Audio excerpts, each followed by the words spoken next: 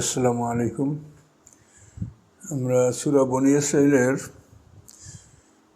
70 নম্বর আয়াত থেকে আলোচনা শুরু করব ইনশাআল্লাহ। আউযু বিল্লাহি মিনাশ শাইতানির রাজীম।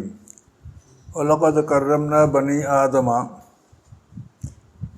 وحملناهم في البر والبحر ورزقناهم من الطيبات وفضلناهم على كثير ممن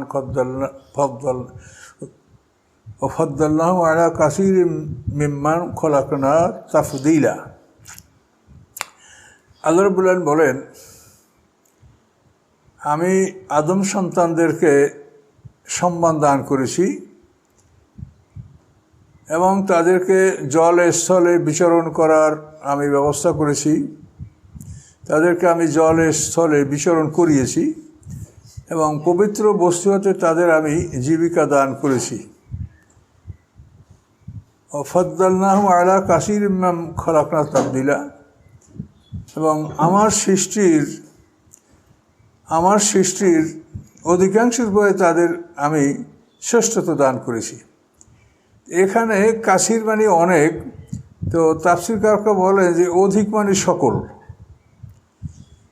লিল আকসারে হুকমুল কুল, মানে অধিকাংশ মানে সব। তো এভাবে অধিকাংশ দ্বারা সব বোঝানোর না আয়াত কোরআনে আছে। যেমন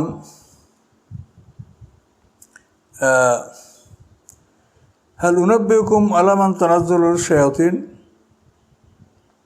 তানাজ্জালু আলা কুল্লি আফাকিন আসিম ইলকুনাস সামা ওয়া আকসারুহুমুল কাযিবুন। এইখানে এই আকসার মানে সকল, তারা সবাই মিথ্যাবাদী।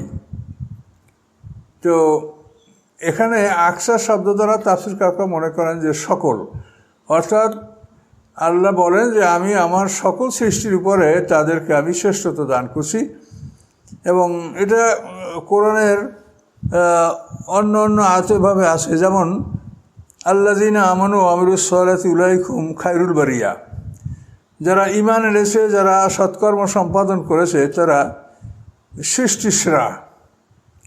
তাহলে আদম সন্তানরা সৃষ্টির সেরা, এ ব্যাপারে কোনো সন্দেহ নাই।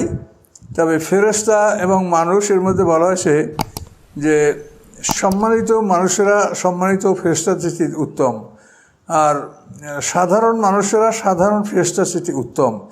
এটি আহলে সুন্নাত ওয়াল জামাতের ধারণা।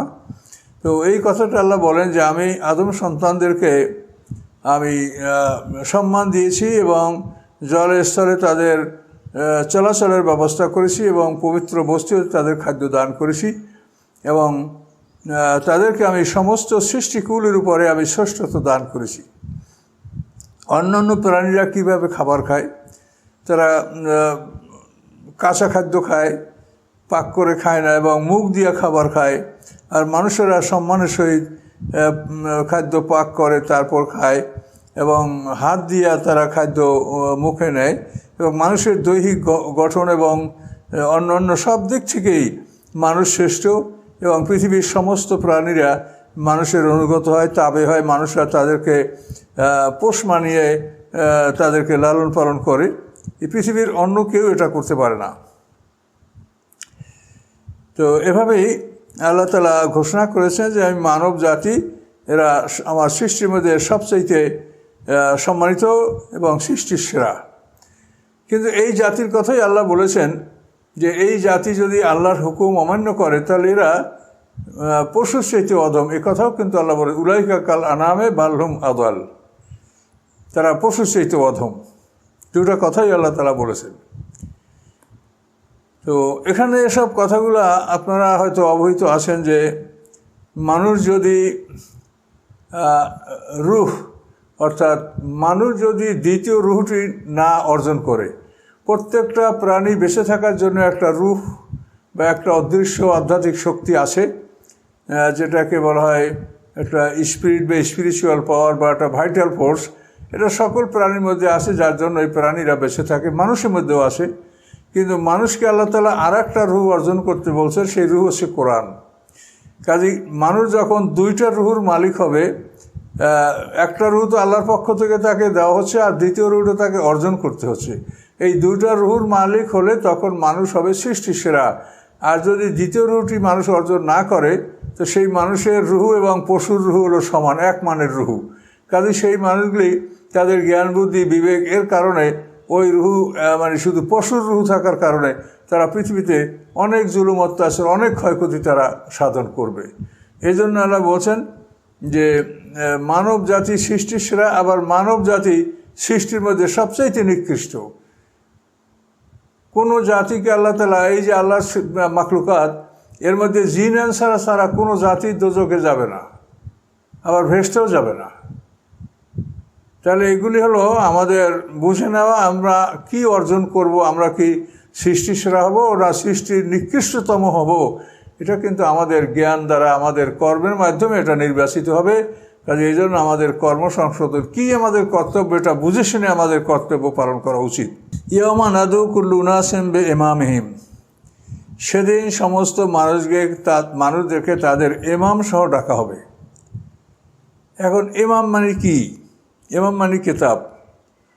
অকুল্ল শাহিন আহসাইনাহু ফি ইমামিন মুবিন, প্রত্যেক আল্লাহ বলে আমি প্রত্যেক বস্তু আমি একত্রিত করে রেখেছি, গুছিয়ে রেখেছি ইমাম ও মুবিন, স্পষ্ট কিতাবে। ইমাম মানে কিতাব।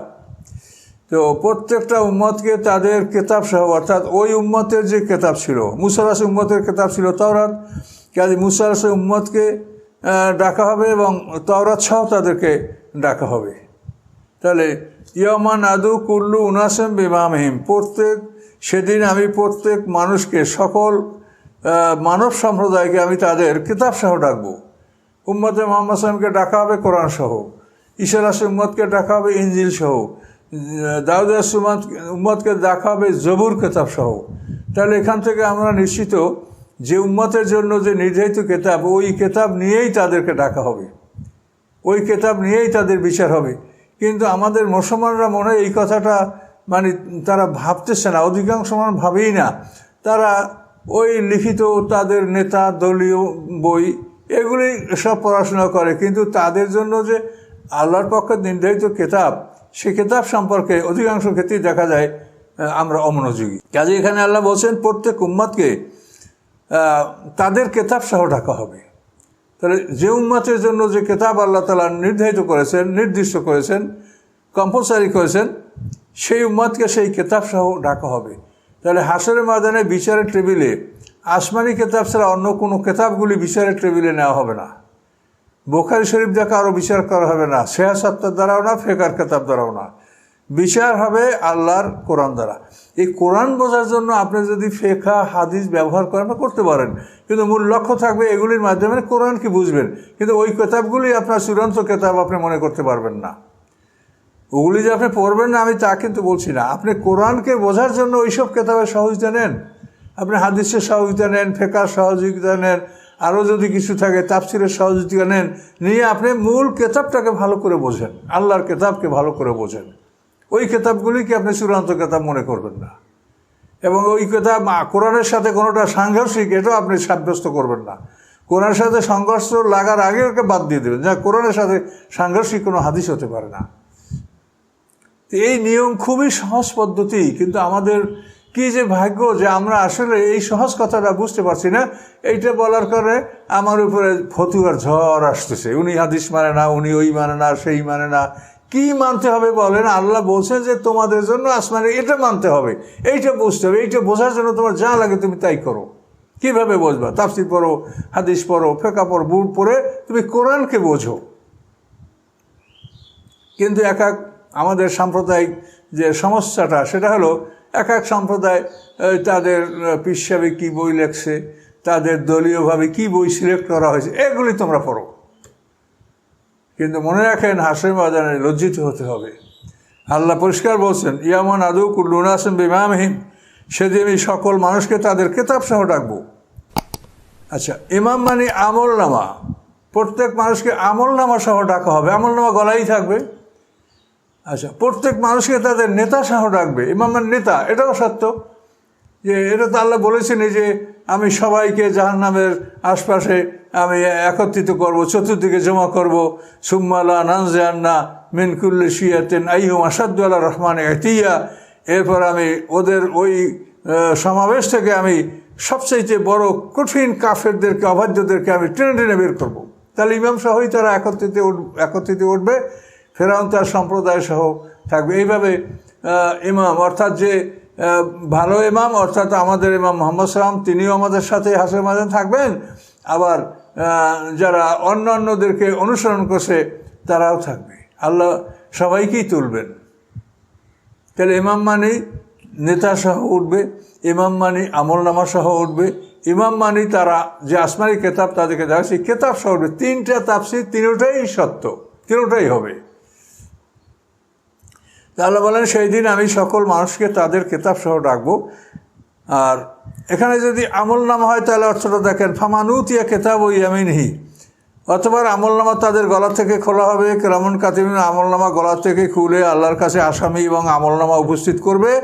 আল্লাহ আমলনামা পরীক্ষা নিরীক্ষা করবেন, তাকে বোঝানো হবে যে এই অপরাধগুলো তুমি করেছো, এবং এভাবে তার আমলনামা চূড়ান্ত করা হবে এবং সেটাকে ওজন করা হবে, ওজন করে আকাশে উড়িয়ে দেওয়া হবে। এরপর সকল মানুষের বিচার যখন সমাপ্ত হবে তখন আমলনামা তাদের উড়ে উড়ে এসে যারা পাস করবে তাদের ডান হাতে পড়বে, যারা ফেল করবে তাদের বাম হাতে পড়বে। এ কথাটা এখানে বলা হয়েছে, ফামানুতিয়া কেতাব ইয়ামিনহি, অতঃপর যাকে তার কেতাব আমলনামা ডান হাতে দেওয়া হবে, ফাউলাইকা ইয়াকরাউনা কিতাবাহুম, তারা তাদের কেতাবটা পড়বে। পড়িয়া বলবে কি, হাউ মুকরাউ কিতাবিয়া, এই নাও আমার আমলটা পড়ে দেখো কত সুন্দর। ইন্নি জনান্তু আন্নি মোলাকের হেসাবিয়া, পৃথিবীতে আমি দৃঢ় বিশ্বাস করছিলাম যে আমি হিসাবের সম্মুখীন হব, আমি অপরাধ করিনি, আমার আমলটা পড়ে দেখো। হাউ মুকরাউ কিতাবিয়া ইন্নি জনান্তু আন্নি মোলাকের হেসাবিয়া। এভাবে যারা পাশ করবে, মানে রেজাল্ট বাইর হলে যে ফার্স্ট ডিভিশন পাইছে সে খবরের কাগজ হাতে নিয়ে ঘোরে যে দেখেন ভাই রেজাল্ট হয়েছে কি, আমি ফার্স্ট ডিভিশন পেয়েছি। আর যে ফেল করছে সে পেপার ধরতে চাবে না, সে লুকিয়ে থাকবে। তো হাসরের ময়দানে লুকানোর কারো ক্ষমতা থাকবে না। পৃথিবীতে মানুষ লুকিয়ে থাকতে পারে ফেল করলে, কিন্তু ওখানে কারো লুকানোর ক্ষমতা থাকবে না। তো আল্লাহ বলেন যাকে ডান হাতে কেতাব দেওয়া হবে, আমলনামা দেওয়া হবে, ফাউলাইকা ইয়াকরাউনা কিতাবাহুম, তারা তাদের আমলটা পড়বে। ওয়ালা ইউজলামুনা ফাতিলা, এবং বিন্দু মাত্র একটু সুতা, তাগা, খেজুরের আটির উপরে যে পাতলা আবরণ থাকে এটা ফাতিল বলা হয়। তো এই পরিমাণও কার উপরে জুলুম করা হবে না, তাদের প্রাপ্য যেটা সঠিকভাবে সেটাই আল্লাহ তাকে দান করবেন, কিন্তু মোমেনদেরকে অতিরিক্ত দান করা হবে।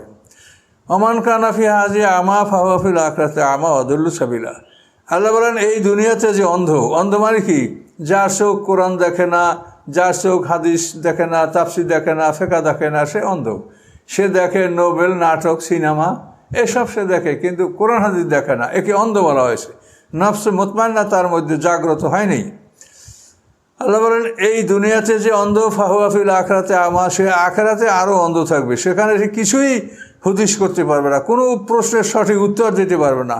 সে কোন দিক যাবে সে জানে না, ফেরেশতারা লাথি মেরে মেরে, ধাক্কা মেরে মেরে তাকে সেখানে নিয়ে যাবে। এই জন্য পরকালে সে অন্ধ থাকবে। ও আদাল্লু সাবিলা, এবং সবচাইতে বেশি ভ্রষ্ট থাকবে, মানে সে যেন কোনো জ্ঞান বুদ্ধিই রাখে না, তাকে ফেরেশতারা ধাক্কাই এক এক দিক নেবে। কাজে দুনিয়াতে যে অন্ধ সে পরকালে আরও বেশি অন্ধ থাকবে, পরকালের কোনো রাস্তা সে দেখতে পাবে না। হাসরের ময়দানে কোন দিক যেতে হবে, কোথায় হাউজে কাউসার আছে, কোথায় পানি আছে, কোথায় ছায়া আছে, এগুলো কিছুই সে দেখতে পাবে না। আল্লাহ বলেন ওয়ান কাদু লা ইফতিনুকা আনিল্লাযী আওহাইনা ইলাইকা, সম্ভাবনা ছিল যে আমি আপনার কাছে যে ওহী প্রেরণ করছি এ বিষয়ে তারা আপনাকে কিছুটা বিপদগ্রস্ত করবে, এরকম সম্ভাবনা ছিল। বিপদগ্রস্তটা কি, লেতাফতারি আলাইনা গায়রাহু, যে ওহির বাইরে আপনি কিছু আমার উপরে মিথ্যা রচনা করবেন, এভাবে তারা একটা অপচেষ্টা চালাচ্ছিল, সম্ভাবনা ছিল।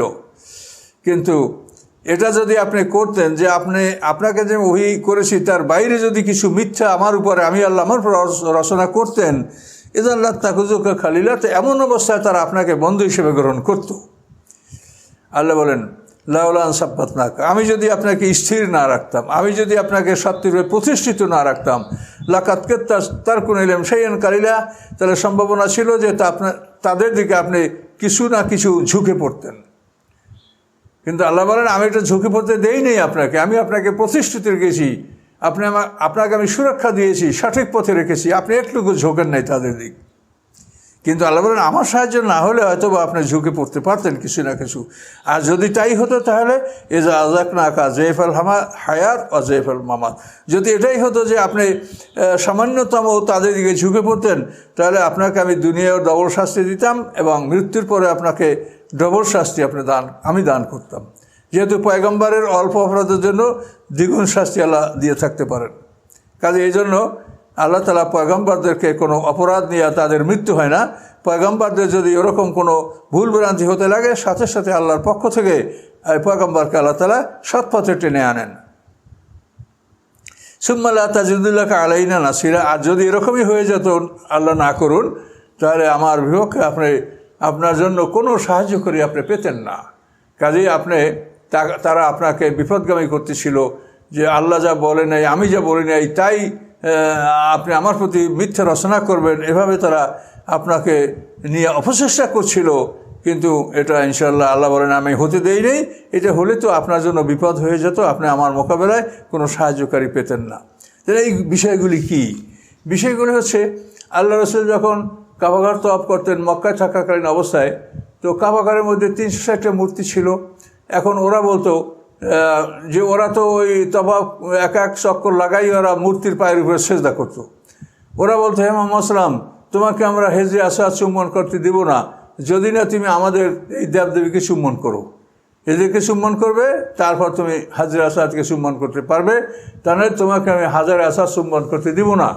তুমি আমাদের মূর্তিদেরকে হাত বুড়াও এবং তাদের উপরে হাত বুড়ায় তাদেরকে সম্মান করো, বিনয়ী ভাব দেখাও, তাহলে আমরা তোমার কাজ করতে দেব। এমনকি তারা এই কথাও বলেছে যে তুমি 6 মাস আমাদের দেবদেবীর ইবাদত করো, আমরা আবার তোমার আল্লাহর ইবাদত 6 মাস করবো, এরপর একটা বছর পার হোক, দেখা যায় কী হয়। এরকম প্রস্তাবও তারা করেছে। তো এই সমস্ত ক্ষেত্রে আল্লাহ রসুলের মনের মধ্যে যেটা পরিকল্পনা জাগ্রত হচ্ছিল যে আল্লাহ জানেন যে আমি তো ওই মূর্তিগুলোর পক্ষে নই এবং ওই মূর্তিকে আমি সম্মান করি না। তো আমি যদি এরকম কোনো কাজ করি এবং হেজরে আসওয়াদ চুম্বন করেছি, এটা কেমন হবে? এটা তার মনের মধ্যে একটা অসুয়াশা, যেটাকে বলে খাতের হাজেস, অন্তরের মধ্যে একটা দোলা দেওয়া, এরকম কথাটা চিন্তা মনের মধ্যে জাগ্রত হওয়া। তো আল্লাহ তো অন্তরের খবর সব জানেন। এই ধরনের চিন্তা জাগ্রত হওয়ার ফলে আল্লাহ তার রাসূলকে বলেছেন যে সাবধান, যে ওদের দিকে আপনি বিন্দুমাত্র ঝুঁকবেন না। অন্য একটা বিবরণে বলা হয়েছে যে সাকিব গোত্রের একটা ডেপুটেশন, একটা দল রাসূল সাল্লাল্লাহু আলাইহি ওয়াসাল্লামের কাছে আসলো, এসে বলল যে আপনার হাতে আমরা বাইয়াত গ্রহণ করব, আমরা 3টা শর্ত আপনার কাছ থেকে নিব। আল্লাহ রাসূল বললেন কি? প্রথমে তারা বলল যে আমরা নামাজ পড়ব, নামাজে রুকু করব না। 2 নম্বর বলল যে আমাদের মূর্তিগুলি আমরা নিজ হাতে ভাঙব না। 3 নম্বরে দাবি করলো যে আমরা লাত মূর্তিকে পূজা করি, এই লাত মূর্তি আমাদের মধ্যে আসে, সেই মূর্তিটাকে আমরা 1 বছর মতো রাখবো, ইবাদত করব না, কিন্তু আমরা রাখবো, 1 বছর মতো তাকে অপসারণ করব না। এই 3টা প্রশ্ন করলো এবং তারা বলল যে আমাদেরকে আপনি এইগুলি দান করেন, অনুমতি দেন, তাহলে আমরা আপনার সাথে ওয়াদাবদ্ধ হব, সন্ধি করব, চুক্তি করব, বাইয়াত করব। এবং অন্যরা যদি এগুলো দাবি করে, তা আপনি বলেন যে আল্লাহ আমাকে বলছে যে সাকিব গোত্রকে সুবিধা দিতে বলছে। এই আল্লাহর উপরে মিথ্যা রচনা করার জন্য তারা আল্লাহ রসুলকে এভাবে তার উপরে প্রস্তাব তারা পেশ করলো যে আপনি বলবেন যে হ্যাঁ আল্লাহ এটা আমাকে করতে বলছে, নাউজুবিল্লাহ। এই আল্লাহ বলে নাই, অথচ তারা বলে যে আপনি বলবেন যে আল্লাহ বলছে, সেই জন্য আমি তাদের এই সুযোগ সুবিধা দিয়েছি। তো এই কথাগুলোর প্রেক্ষিতে আল্লাহ বলছেন যে কখনোই আপনি তাদের প্রতি বিন্দুমাত্র ঝুঁকবেন না, আপনি একেবারে সোজা, আপনি একেবারে সোজা থাকবেন। যেটা সূরা হুদের মধ্যে আল্লাহ বলছেন ফাস্তাকিম কামা উমিরতা ওমান তাবা মাক, যেভাবে আপনাকে আদেশ করা আছে সেভাবে আপনি একেবারে সরল সোজা থাকবেন। আপনার অনুসারীরা যারা আপনাকে অনুসরণ করেছে তারাও এভাবে সরল সোজা থাকবে। ওরা তার কোনাল্লাযিনা যালামু, আল্লাহ বলেন জালেমদের প্রতি একটুকু ঝুঁকবে না, আল্লাহর আদেশ পুরোপুরিভাবে পালন করবে। এভাবে আদেশগুলি আল্লাহ দিচ্ছেন। এই আদেশগুলি রাসূলের মাধ্যমে আল্লাহ আমাদেরকে দিচ্ছেন। আল্লাহ বলেন যে ওরা কি কি করেছে, ওদের কর্মকাণ্ড। ওয়ান কাদু লা ইয়াস্তাফিজুনাকা মিনাল আরদ, তারা এই উপক্রম করেছিল যে আপনাকে তারা পৃথিবীতে বিচ্ছিন্ন করে দেবে, অর্থাৎ মক্কা থেকে তারা বহিষ্কার করবে। এজন্য তাদের প্রস্তাবগুলি কী ছিল? কেউ বলছে যে তাকে উঠে সওয়ার করে দেশ থেকে বহিষ্কার করে দাও, কোথাও চলে যাক বিদেশে। কেউ বলছে তাকে ঘরের মধ্যে আবদ্ধ রাখা হোক। আর কেউ শেষ পর্যন্ত আবু জাহেলের সিদ্ধান্ত ছিল যে আমরা প্রত্যেকটা বাড়ির এক এক যুবক খোলা তলোয়ার নিয়ে তার আল্লাহ রসুলকে তার বাড়িতে ঘিরে রাখবে আজ রাত্রেই, এবং সকালবেলা তাকে সবাই মিলে একসঙ্গে হামলা করে হত্যা করবে। এ ঘটনা আমরা আগেও বলেছি, কোরআনে অন্যত্র এটা আসছে। এবং শয়তান এই প্রস্তাবকে সমর্থন করেছিল। সে বৃদ্ধের বয়সে দারুন নদওয়াতে কুরাইশদের সাথে এই শয়তান উপস্থিত ছিল। এই কথাটা এখানে আল্লাহ সংক্ষিপ্ত আকারে বলছেন যে সম্ভাবনা ছিল যে আপনাকে তারা পৃথিবী থেকে বিচ্ছিন্ন করে দেবে, লিউখরিজুকা মিনহা, এবং এই মক্কার জমিন থেকে আপনাকে বহিষ্কার করবে। ওয়াইজা লায়াল বাসুনা খেলাবাকা ইল্লা কালিলা, আল্লাহ বলেন যেটা যদি করেই ফেলতো তারা, তা আপনার পরে তারা সামান্য সময় সারা অবস্থান করতে পারত না। অর্থাৎ আপনার সাথেই আচরণ করার অল্প সময় পরেই তাদের উপরে আল্লাহর ধ্বংস, আল্লাহর শাস্তি এসে যেত, যেটা অন্যান্য নবীদের ব্যাপারও হয়েছে। তাহলে আপনার পরে তারা সামান্য সময় বসবাস করার সুযোগ পেত, এর মধ্যেই আল্লাহ তাআলা তাদের উপরে ধ্বংস চাপিয়ে দিতেন। আল্লাহ বলেন এই যে আমার নিয়ম, যে আমি পয়গম্বরদের সাথে বেয়াদবি করলে, আর পয়গম্বররা যখন আল্লাহর সাহায্য কামনা করে যে আল্লাহ আমাকে রক্ষা করেন, আমাকে হেফাজত করেন, এভাবে পয়গম্বররা যখন আল্লাহর কাছে দোয়া করে, তখনই সেই জাতির উপরে ধ্বংস, শাস্তি, আযাব এটা নেমে আসে। তা আল্লাহ বলেন সুন্নাত, এটা হলো আমার কর্মপন্থা। সুন্নাত মান কাদ আরসালনা কাবলাকুম মির রাসূলিল্লাহ। আল্লাহ হে রাসূল, আপনার আগে যাদেরকে আমি রাসূল হিসেবে পাঠিয়েছি তাদের সাথে আমার কর্মধারা এভাবেই ছিল যে রাসূলের সাথে বেয়াদবি করলে, রাসূলকে নির্যাতন করে, রাসূলকে হত্যা করলে অল্প পরেই আমি তাদেরকে ধরেছি এবং তাদেরকে বিধ্বস্ত করেছি। এটা আমার আল্লাহ, এটা আমার সুন্নাত। সুন্নাত মানে কর্মপন্থা, প্রসিডিওর, মানে কাজ করার একটা সাধারণ নিয়ম। তো আল্লাহ বলেন সুন্নাতামান কাদ আরসালনা কাবলাকা মির রাসূলিনা, আপনার আগে যে রাসূলগণকে আমি প্রেরণ করেছি তাদের সাথে আমার যে আচরণবিধি ছিল, সেই আচরণবিধি ওয়ালা তাজিদুলি সুন্নাতিনা তাহবিলা, আমার এই আচরণবিধির কোনো পরিবর্তন আপনি পাবেন না। কাজে ওরা যদি আপনাকে এভাবে কিছু করতো, তো সামান্য পরেই ওরা সব ধ্বংস হয়ে যেত। কিন্তু আল্লাহ তাআলা এটা করতে দেন নাই। রাসূল আকরামকে সুরক্ষা দিয়া আবু বকর সিদ্দিকের মাধ্যমে তিনি হিজরত করেছেন, তিনি গারে সাওরে আশ্রয় নিয়েছেন। ওখান থেকে আব্দুল্লাহ ইবনে আরিকাতের পথ নির্দেশনায় আল্লাহ রসুল আবু বকর সিদ্দিক এবং আমর ইবনে ফাহিরা আর আব্দুল্লাহ ইবনে আরিকাত, এই চারজন লোক মক্কা থেকে বের হয়ে তারা লোহিত সাগরের পথ ধরে ধীরে ধীরে তারা মদিনায় নিরাপদে পৌঁছতে সক্ষম হয়েছিলেন। সেই কথাগুলি আল্লাহ তাআলা এখানে সংক্ষিপ্ত আকারে বলেছেন।